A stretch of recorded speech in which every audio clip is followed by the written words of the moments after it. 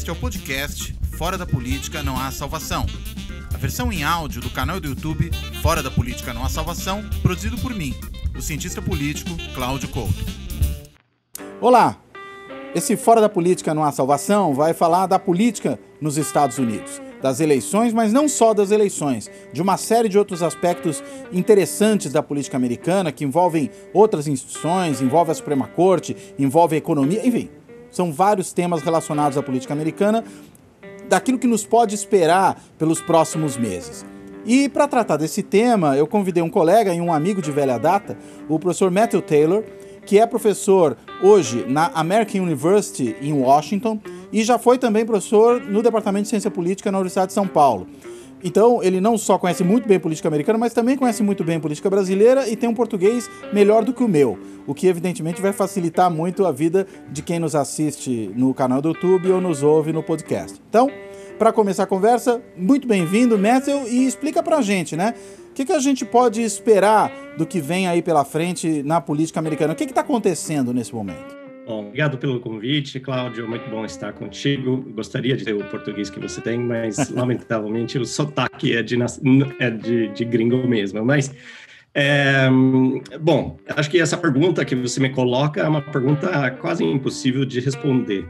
Eu tenho dado uma disciplina esse semestre de análise de risco político e a semana passada eu fiz uma pergunta para os meus alunos que para mim representa bem o momento que a gente está passando. Eu falei para os meninos, para os alunos, que riscos políticos que vocês viram nessa semana? Aí começaram a elencar uma lista de riscos.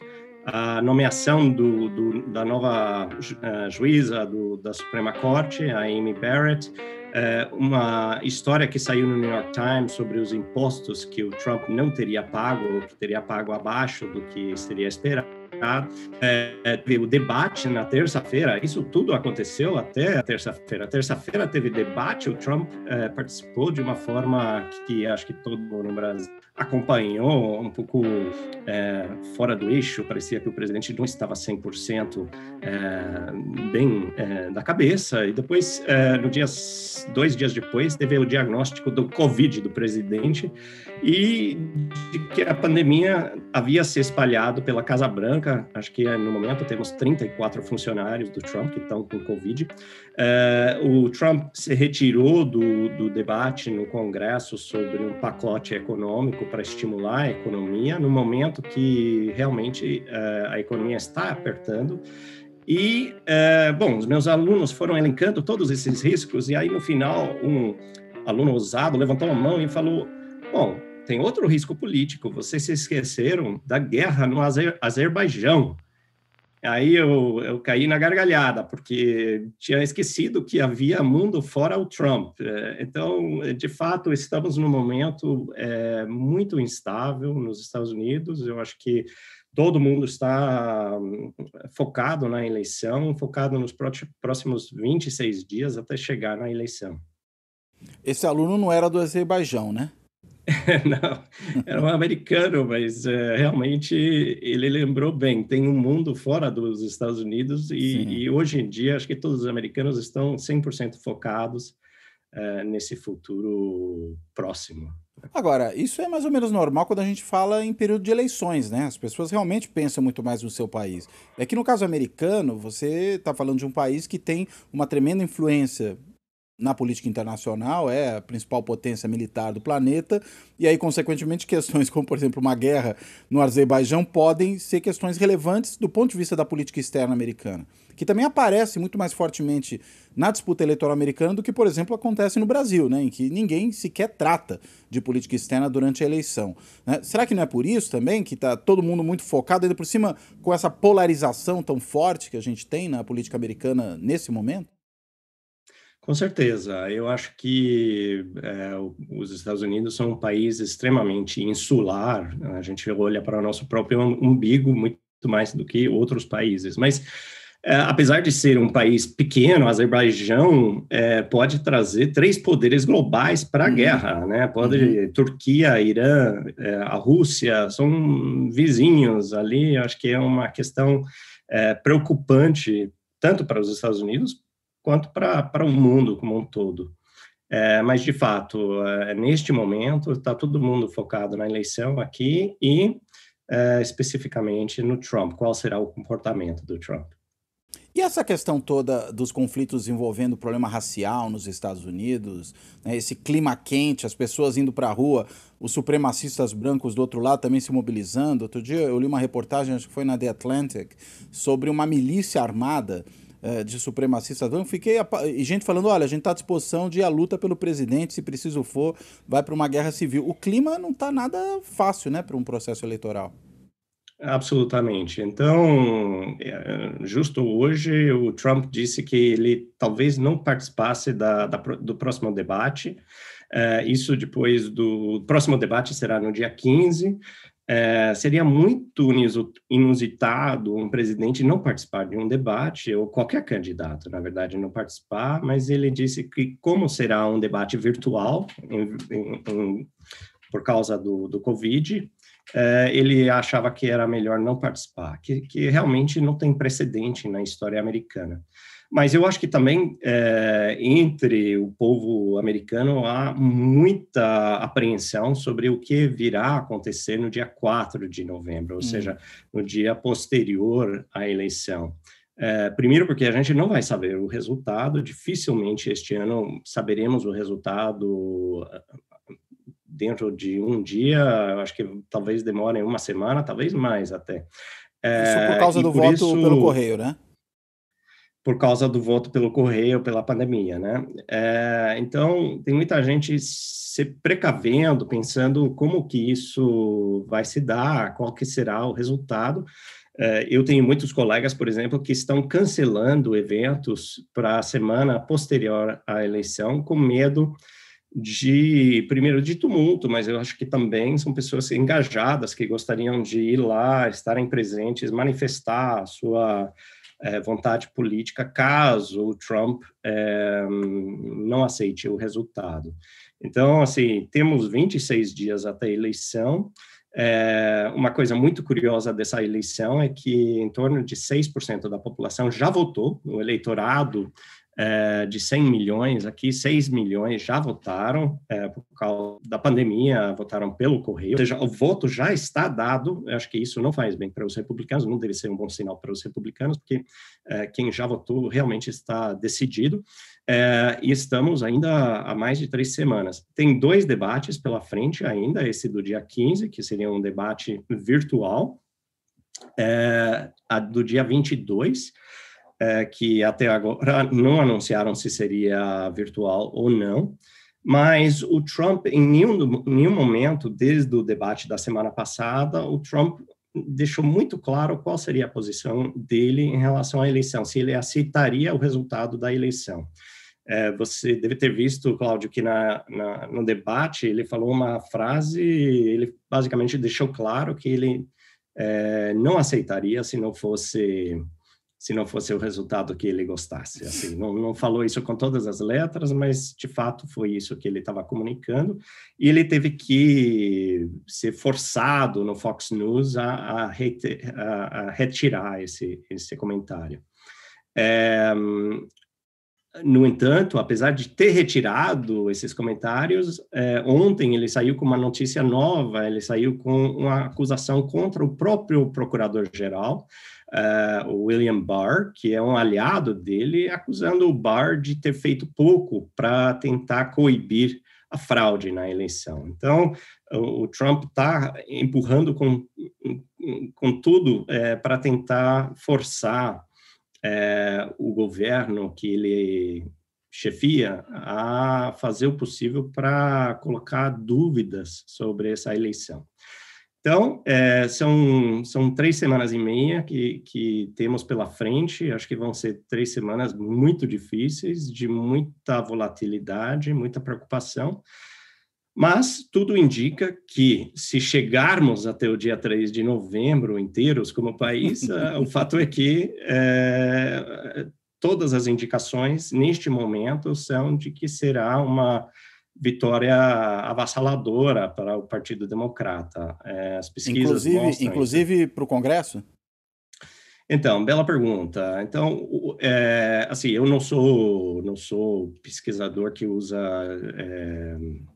pesquisas de opinião, mas quem usa e entende bem, quem é estatístico que avalia isso, você deve conhecer bem o site de todos os nerds políticos do Nate mundo, Silver. que é o Nate Silver, o 538, que é o número de eleitores no colégio eleitoral aqui. Eles estão mostrando, na média de previsões do 538, a média de previsões está mostrando que o Biden, hoje em dia, ganharia com 200 eleitores a mais do que o Trump. Ou seja, um resultado médio pelas pesquisas de opinião que eles estão rodando ali, que eles estão usando para análise estatística, de mais ou menos 370 votos contra 170 votos. Isso, hoje, eu acho que o Trump tem falado tanta coisa que tem, de certa forma, agora que as pessoas estão prestando atenção, que durante muito tempo tinha uma parcela significativa da população que não estava realmente focada na eleição. Agora que estamos chegando próximo da eleição, eu acho que esse resultado está ficando cada vez mais concreto, está ficando cada vez mais certo. Então, será uma vitória no colégio eleitoral importante. Agora, tendo dito isso, o Congresso é um pouco mais incerto. Você perguntou do Congresso. A Câmara, parece que os republicanos não têm chance de alcançar a maioria, nem que a vaca tussa, como vocês dizem. O fato é que eles precisariam de 17 deputados novos para ter a maioria, e, no momento, isso parece inalcançável.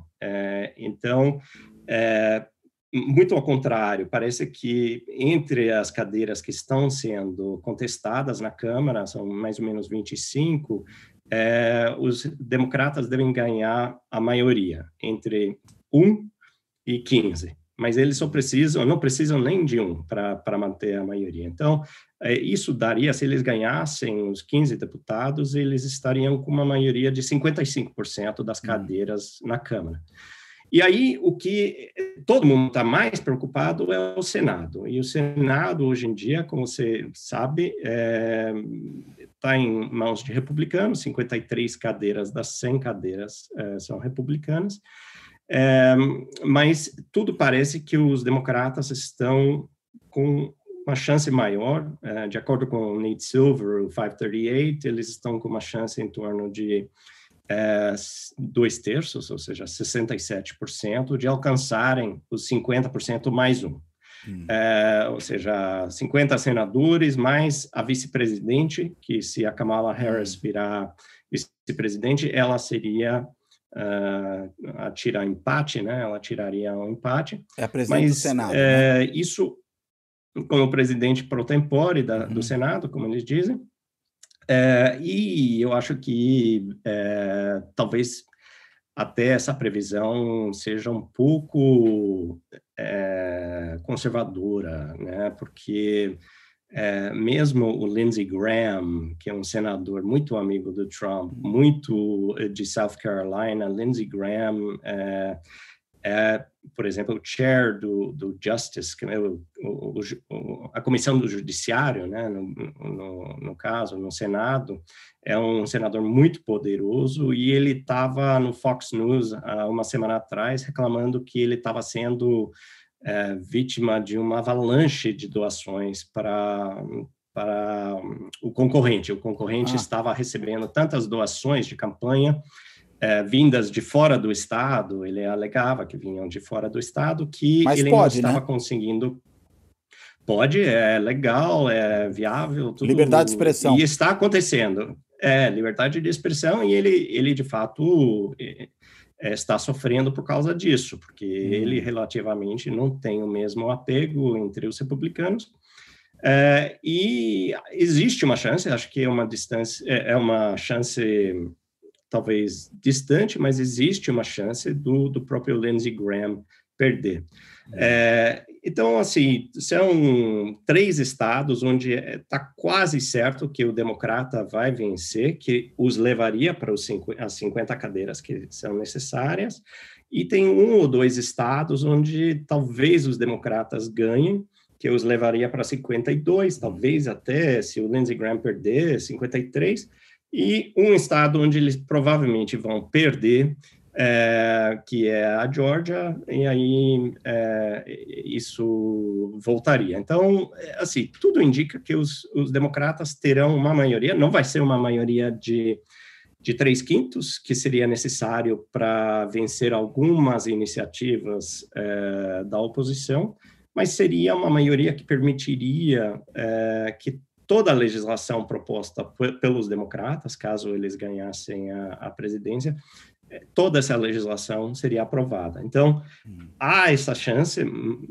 relativamente boa dos democratas controlarem no dia 3 de novembro, ou talvez no dia 10 de novembro, que a partir dessa data ficaria claro que em janeiro eles controlariam esses 2 poderes. E aí resta a dúvida sobre a Suprema Corte, né? Então, controlando o legislativo, controlando o executivo, os conservadores, os republicanos, ficariam com apenas um dos poderes, que seria o judiciário, e neste momento eles estão com ampla... Isso se a indicação deles desse ano realmente for para frente, né?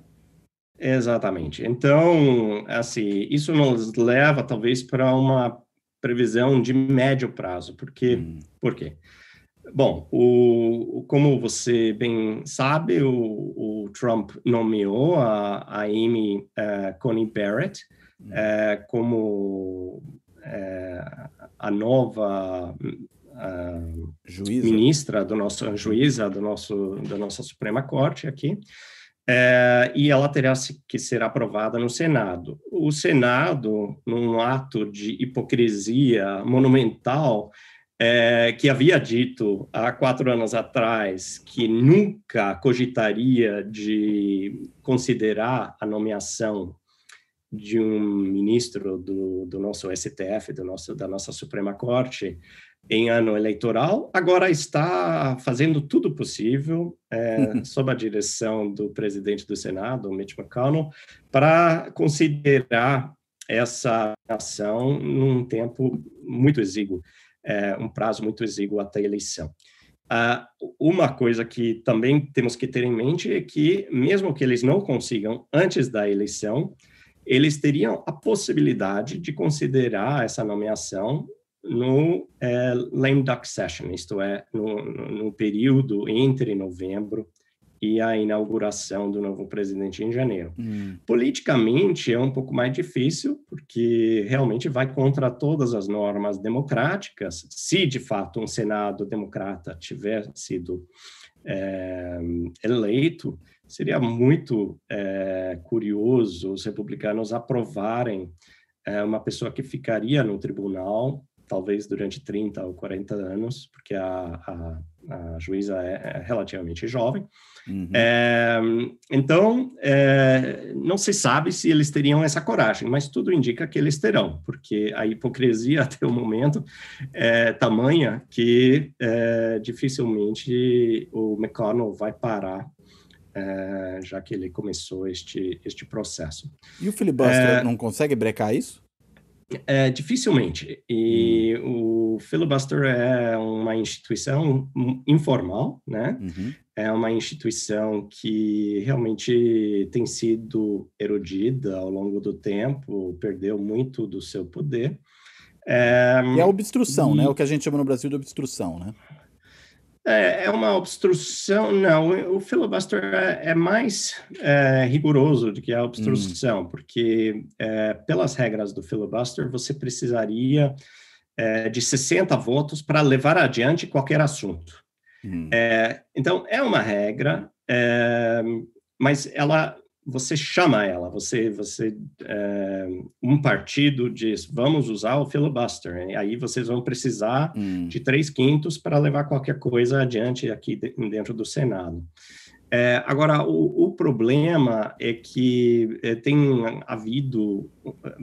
houve ao longo dos últimos anos um escalonamento, né? Então, primeiro tiraram o filibuster para juízes digamos, das instâncias, da primeira instância, depois para os juízes dos tribunais de apelação, e o problema é que, se forçarem a barra com a Suprema Corte, podem eliminar. E aí a dúvida é se os republicanos teriam essa coragem de eliminar de vez, mas os dois lados não querem jogar muito com essa última cartada que eles têm de usar filibuster, porque isso eliminaria o que não deixa de ser uma proteção para a minoria. Então, sempre há este jogo de equilíbrio entre usar o filibuster e talvez perder o filibuster futuramente, ou não utilizar e ter que uma juíza que não é muito consensual. Não é, obrigado, consensual. Exatamente. Agora, minha dúvida é a seguinte, não é exatamente para esse tipo de decisão que faz sentido usar o filibuster? Uma juíza que vai ficar talvez meio século na Suprema Corte tomando decisões, é uma ultraconservadora. Talvez fosse o caso, não? Tem muitos jogos ali. Eu estou vendo o livro do Cebelas atrás de você, mas é um jogo de muitos níveis entre muitos jogadores de veto. E, neste caso, o que na ciência política a gente chama de um two-level game, é um jogo de 2 níveis, né? Entre os que estão no poder atualmente e os que estarão no poder daqui a 3 meses, a não mais do que 3 meses, a partir de 20 de janeiro. Então, é possível que os republicanos tentem ir em frente, eu acho que é muito provável, e que os democratas aceitem, principalmente para ganhar um certo goodwill, como a gente diria, para ganhar um pouco de boa vontade, boa vontade e fôlego político. E assim, claramente o Biden está bem no campo dos institucionalistas. Ele, que foi senador durante mais de 40 anos, quase 40 anos, ele sempre defendeu o filibuster, ele é muito institucionalista dentro dos padrões do Senado americano, e eu acho que ele não está muito afim de quebrar essa instituição, mas os progressistas dentro do Partido Democrata, isto é, os democratas mais radicais, estão prontos para encher a corte, aumentar o número de juízes, fazer de tudo para reverter essa maioria conservadora. E que me parece uma cartada ainda mais forte, né? É uma cartada mais forte e talvez sem possibilidade de reversão. Porque, é claro, já tivemos 2 outros episódios nos quais o tribunal foi aumentado, um no século XIX, o outro durante a época do Roosevelt. Mas não é visto como sendo uma forma de jogar correta, né? Não tá, eu acho que há um custo enorme de se fazer isso, e seria, como uma maioria muito pequena no Senado, eu acho que seria um pouco ousado os democratas tentarem eliminar essa maioria conservadora no tribunal. Seria mal visto, acho que poderia ter repercussões políticas muito difíceis para o Partido Democrata, e no momento está havendo uma pressão demográfica. Já se fala dessa pressão demográfica há 20 anos, que o Partido Democrata seria o partido do futuro, porque, de fato, os Estados Unidos se tornou um país menos branco, um país mais pró-imigrante, um país mais onde os velhos brancos estão passando, já estão falecendo, Covid está ajudando com isso, lamentavelmente, e restariam, assim, as antigas minorias se tornariam maiorias. Eu não sei se isso de fato vai acontecer. O que a gente está vendo é que, por exemplo, latinos nos Estados Unidos, os chamados latinos, gente de descendência da América Latina, assim, da América do Sul, América Central, México, não são tão liberais, não são tão progressistas quanto imaginávamos. E segundo que nem todos os jovens são tão progressistas quanto se imaginava. Então, não se sabe muito bem o que acontecerá em termos políticos, mas acho que os democratas, e o Biden particularmente, não querem se estender demais, não querem se colocar numa posição de terem tentado demais neste momento. E eles têm motivos para estarem preocupados com a forma com a qual as instituições americanas estão funcionando. Então, como você bem sabe, os democratas tipicamente ganham o voto popular. Desde 1992, apenas um republicano ganhou o voto popular na eleição presidencial. Foi o Bush filho na reeleição, né? E aí, o que resta? O colégio eleitoral. Então, os democratas precisam realmente sempre ganhar por uma margem que vai além da sua base. E, por causa disso, eles tendem a ser menos progressistas do que gostariam de ser. Eles têm que ser sempre um pouco mais conservadores do que seria a vontade do eleitor mediano nas primárias eleitorais, né? Isso os partidários, realmente partidários do partido. Então, bom, eu me delonguei muito nessa resposta, mas eu acho que, assim, voltando...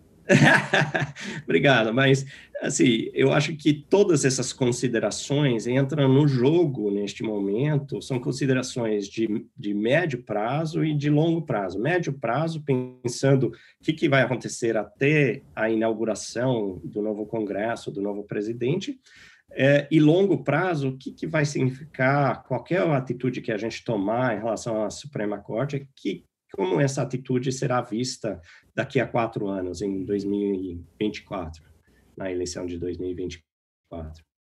Agora, a gente começou falando em risco político e me parece que uma das outras questões que está envolvida aí não é tanto o risco político, digamos, do país como um todo, mas é o risco do presidente Trump, né?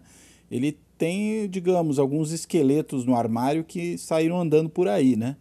Como é que isso vai ser resolvido? O problema do imposto, problemas, enfim, diversos na justiça. Como é que você enxerga essa perspectiva e o efeito que isso pode ter sobre esse processo eleitoral?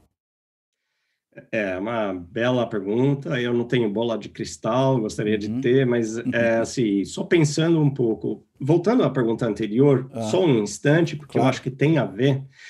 A Suprema Corte, essa nomeação, e temos que lembrar que, na verdade, se a Barrett não for confirmada antes da eleição, muito provavelmente o debate sobre a Barrett continuará depois da eleição, num contexto onde o Trump é um grande risco político, porque ninguém sabe se ele vai receber bem o resultado da eleição. Se ele perder, será que ele vai aceitar?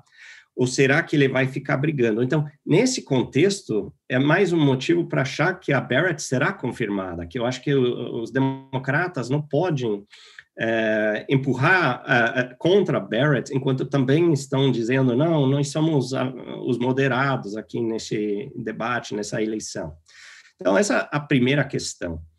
A segunda questão é esse período muito difícil de 2 meses e meio, no qual o Trump será um presidente derrotado, provavelmente será um presidente derrotado, tentando fazer uma transição para o novo governo no meio de uma pandemia e no meio de uma recessão. Como você sabe, as negociações entre os democratas e os republicanos, seja no Congresso, seja entre o Congresso e o Executivo, não estão andando muito bem. E eu imagino que num mundo onde o Trump tenha sido derrotado, essas negociações não vão andar. Então, ou, eventualmente, se o Biden, porventura, perder, os democratas também não vão estar muito felizes para negociar com o Trump. Então, haverá um período ali de quase 3 meses sem resposta à crise econômica, e no qual não teremos uma resposta também médica à pandemia. Tudo indica que uma vacina ficará apenas para o ano que vem, para o presidente que for, e eu acho que até a inauguração do novo presidente será muito difícil prever qualquer atitude concreta do governo americano para lidar com esses 2 problemas. Aí você mencionou um terceiro problema, que é o problema do Trump em si. E aí uma das grandes dúvidas que estão em debate agora nos Estados Unidos é sobre a possibilidade do Trump se conceder um autoindulto, um pardon. Então, o Trump está enfrentando diversas investigações. Eu queria ter um negócio desse para mim. Seria muito bom mesmo, né? Quando você manda um artigo para um parecerista de revista e eles não gostam, você devolve e fala, não, eu assinei aqui e disse que eu posso publicar, né? Então... Isso, exatamente. Pô, quem não quer uma coisa dessa? Brincadeira. Bom, o fato é que o Trump ainda está com diversos problemas e eu acho que eles vão se amontoar. Ele, só lembrando, ele tem um problema com a Receita Federal. Aparentemente, o New York Times deu, ele nega, mas o New York Times deu que ele está com uma dívida de 70 milhões de dólares com a Receita Federal, que ele está brigando suponho, há 4 anos para que isso não avance, mas se avançar vai ser uma dívida de 100 milhões, porque tem multa e todo o resto. Ao mesmo tempo, ele também está com uma dívida pessoal de 400 milhões, que acho que tudo indica que ele terá dificuldade de pagar, ou seja, ele vai enfrentar um problema jurídico ali. Ele também está com uma investigação que está sendo feita por procuradores federais em Nova York contra ele, sobre possível fraude tributário, e eu acho que isso isso é uma investigação que parece ter perna, como vocês gostam de dizer. Então, assim, além do que, o Trump dificilmente poderá ser responsabilizado por atos tomados como presidente, mas ele tomou muitos atos que foram atos em benefício próprio.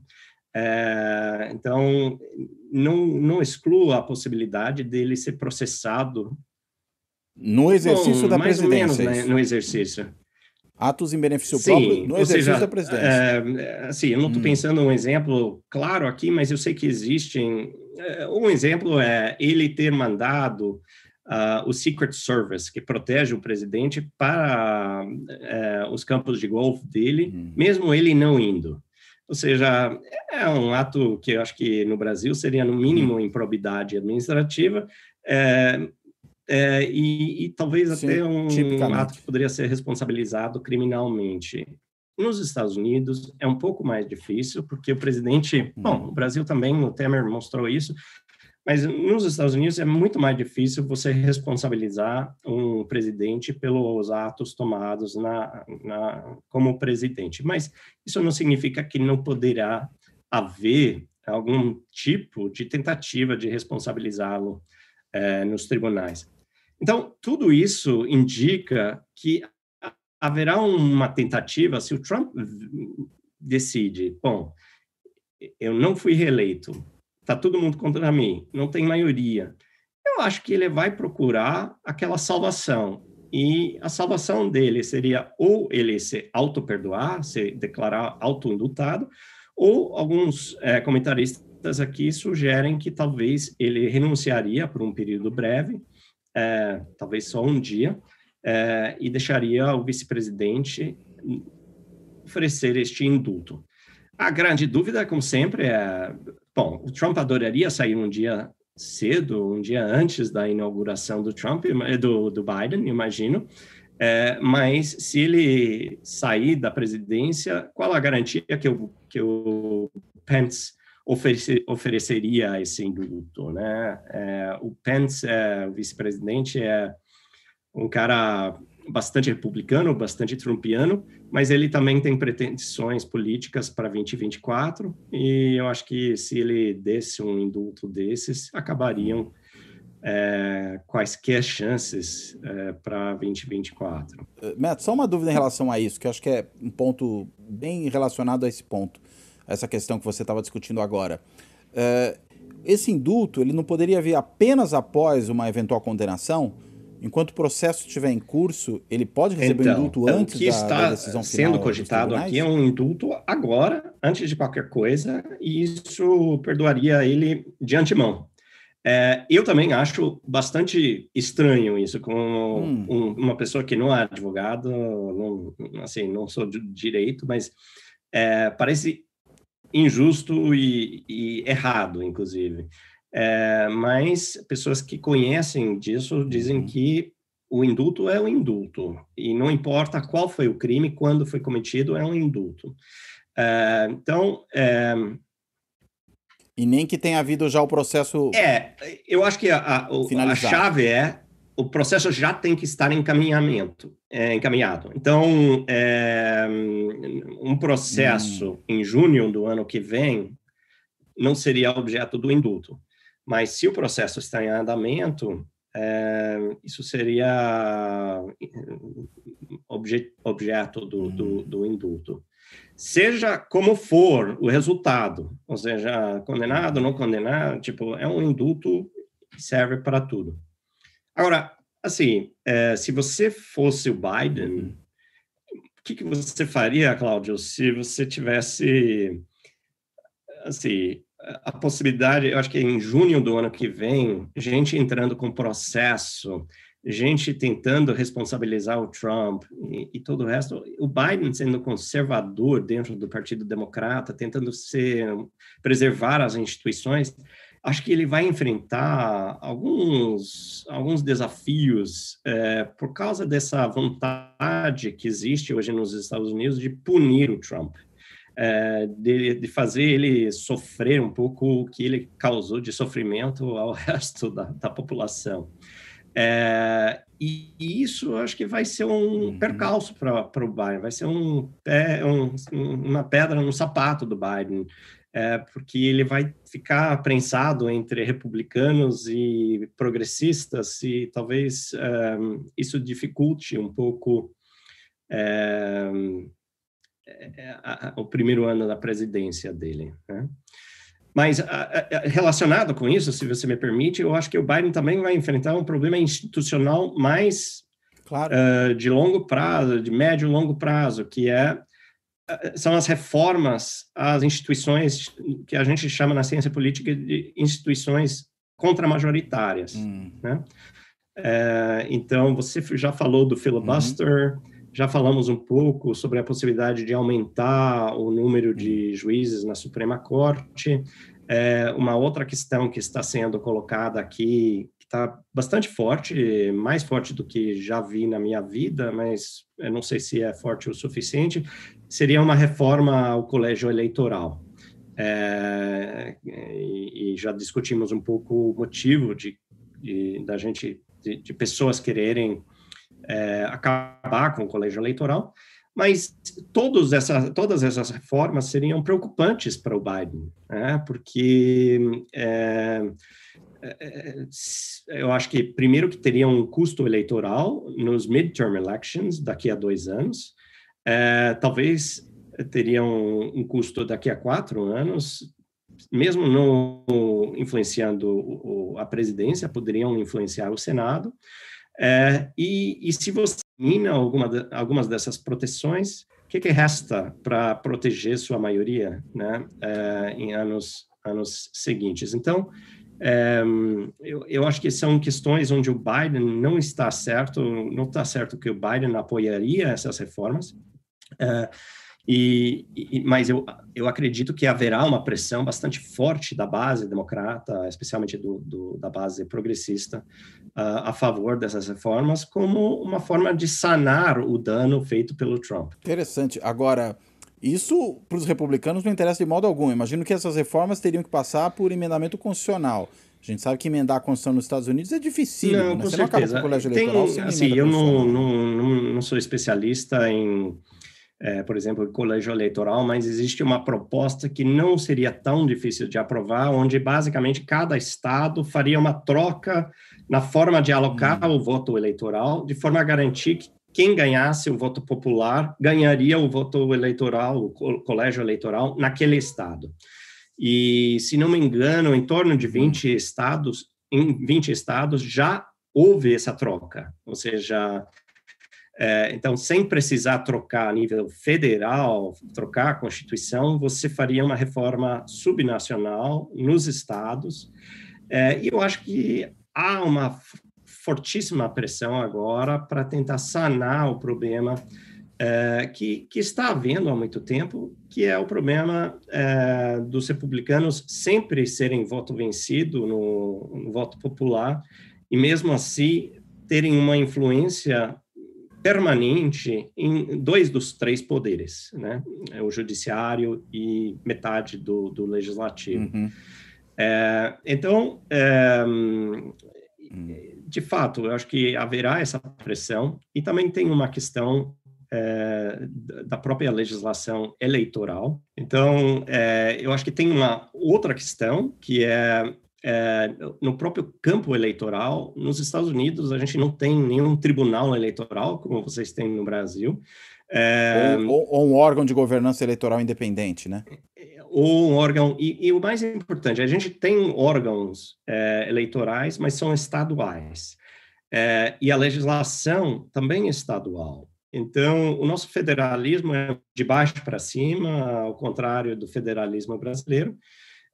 E no campo eleitoral, isso acaba repercutindo em 50 legislações diferentes, em 50 leis diferentes, e é uma questão que dificulta sobremaneira qualquer reforma abrangente que acabe com os problemas recorrentes que a gente tem tido em eleições. Você deve ter visto essa semana o secretário de Estado no Texas basicamente decidiu que 2 milhões de votos absentee, isto é, votos por correio, não seriam considerados dentro de um prazo razoável, porque, como a gente não tem uma legislação federal que englobe todos os estados da mesma forma, como a gente não tem esse órgão supremo federal de controle das eleições, isso permite que estados façam o que eles bem quiserem, e isso depende muito de quem está no poder em um determinado momento. Então, essa semana você deve ter visto que no Texas o secretário de Estado tomou uma decisão onde ele basicamente bloqueou 2 milhões de votos que vieram pelo correio, por absentee ballot. E isso vai dificultar. Sim, os votos ainda não aconteceram, mas ele disse que essas pessoas não poderiam votar da forma que o Estado havia programado. Então, assim, ele não acabou com o voto da pessoa, do eleitor, mas ele dificultou sobremaneira a vida deste eleitor, porque, primeiro, a confusão, segundo, o trampo, né, de ter que ou buscar outra cédula, né, de eleitor, ou mesmo ir e votar pessoalmente no meio da pandemia. Então, isso é uma coisa que só é possível porque as nossas eleições são regidas a nível estadual pelos partidos que estão no poder, né? Quer dizer, o governo do Texas tomou a decisão de atrapalhar a eleição no Texas de quem provavelmente não votaria no Trump. Traduzindo em miúdos é isso. Miúdos é isso, e você falou muito mais diretamente do que eu poderia. Mas, Muito bem. Matthew, muito obrigado por essa conversa, acho que foi muito interessante. Deixo para você aí as suas considerações finais. Bom, as minhas considerações finais são que eu gostaria de me mudar para o Brasil, pelo menos até 21 de janeiro. E eu estou com saudades de todos os colegas aí do Brasil e dessas conversas sempre muito instigantes. Então, vamos torcer para tudo correr bem. Tem muita incerteza pela frente, mas eu acho que chegaremos lá. Então, mandando um abraço para você. Muito bem. Métrio, obrigado, agradeço a você, agradeço a quem nos assiste no canal do YouTube, a quem nos ouve no podcast e até a próxima.